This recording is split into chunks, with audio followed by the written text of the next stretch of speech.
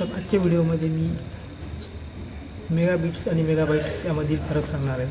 तर खूप जणांची काही तक्रार असते की माझा प्लॅन 100 MBPSचा आहे किंवा माझा प्लॅन 60 MBPSचा आहे, पण मला व्हिडिओ डाउनलोड होताना स्पीड 16 MBPS किंवा 12 MBPS 10 MBPS अशीच येते. पण त्याच्यात फरक असा आहे की MBPSमध्ये 2 प्रकार आहेत. एक डाउनलोड होताना जे MBPS दिसतं त्यामध्ये कॅपिटल M आणि स्मॉल बी आणि कॅपिटल M आणि कॅपिटल बी असं एक डाउनलोडिंगची वेळी दिसतं. त्यामध्ये 2 प्रकार आहेत.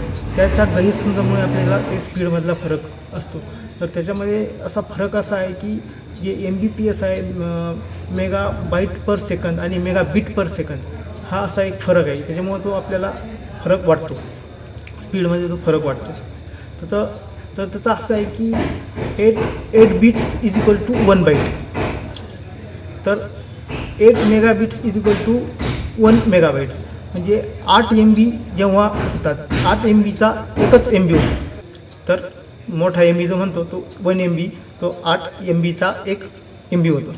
त्याच्यामुळे जेव्हा आपली स्पीड तो 100 MBPची स्पीड असते तेव्हा डाउनलोडिंग स्पीड आपल्याला फक्त 15-16 MBPS अशी कॉर्नरला दाखवते, पण ती ॲक्च्युअल जी स्पीड असते ती जास्त असते. पण ती आपल्याला 100 MBPSचा प्लॅन असून स्पीड आपल्याला जास्तीत जास्त 16 MBPSपर्यंतच दाखवते.